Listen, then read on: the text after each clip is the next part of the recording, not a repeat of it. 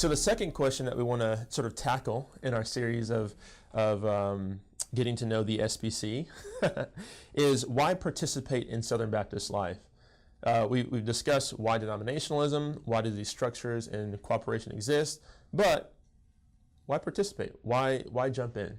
And so just initially, why are you one who participates in SBC life?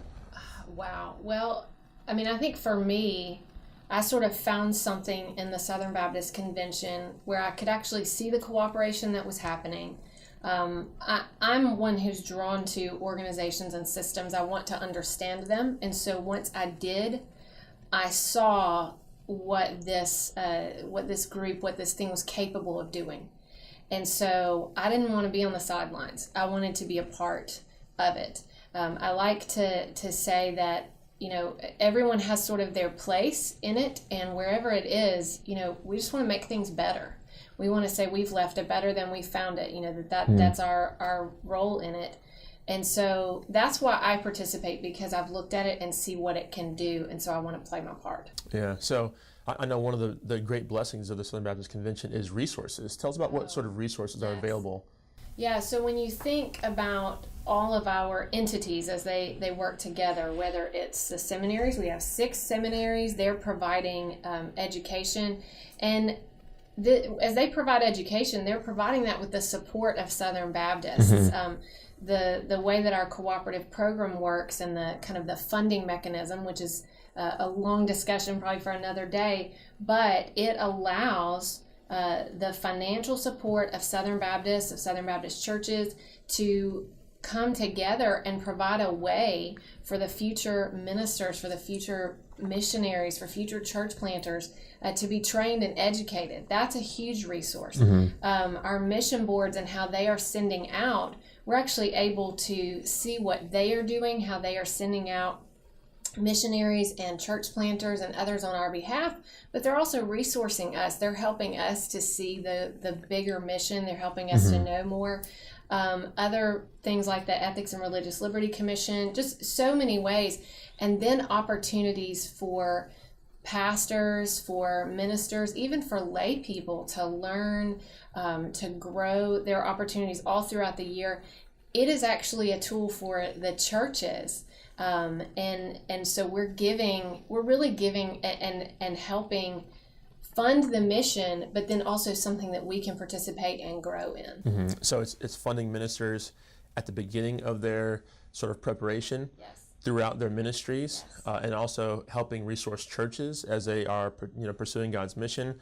Anything from Sunday school, small group literature, all the way to strategic strategies and ongoing resources. Lifeway, all the way to which helps us in our own in our own context, all the way to seeing what we're doing around the world. That's fantastic. And so another thing that I've been blessed by is the support and fellowship within the denomination. Tell me how participation is helpful in that way. That's really incredible, sort of the friendships, the networks that you can build, this sort of common ground. There's something that is built in these relationships that come from a common goal, and that we're all in this together.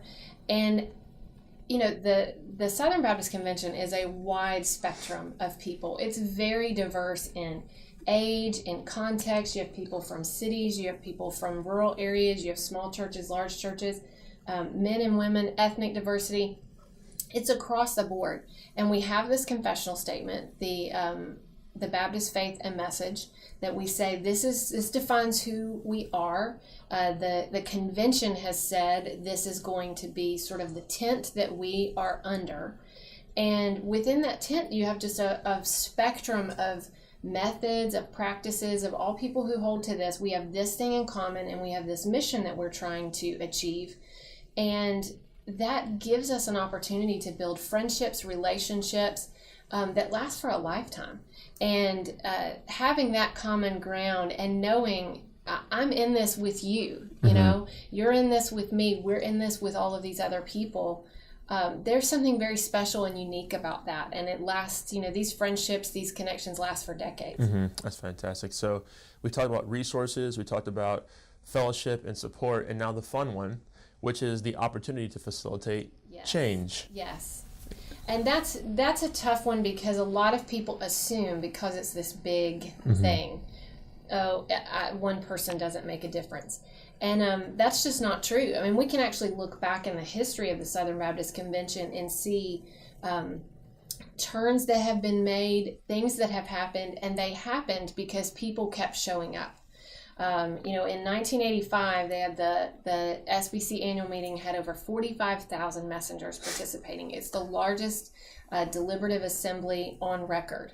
And these 45,000 people came, and, their one vote, their one ballot, and it's a lengthy story, but in a sense, they changed, the direction. They played a part in changing the direction of how some things were going.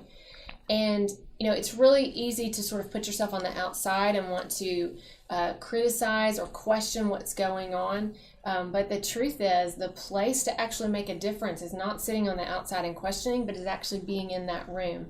And the beautiful thing about the way we meet together is that when we meet for those 2 days, there's a process, there's a way that we do things. We follow parliamentary rules and stuff, but those rules actually make it possible for anyone to participate, for anyone to talk, to debate, to persuade, and to vote. And so it's an incredible thing that it's not top down, that it's a way that Southern Baptists can participate. So why participate in Southern Baptist Life? It's a resource to you and to your churches, both in the beginning of your ministry and throughout your ministry. It's a source of support, fellowship amongst the ups and downs, especially for those who are leaders in ministry. It's often that you find yourself feeling isolated. Sometimes it's difficult to share things with lay people because of just the dynamics of leadership in church life. There's other ministers that you'll begin to commune with at conferences, at meetings, and what have you, having those support relationships, but also to be able to facilitate change. As Amy was saying very eloquently, oftentimes we want to stand on the outskirts and point at what's going on that we don't appreciate, but there's a more powerful way to participate by being amidst those who are doing the work.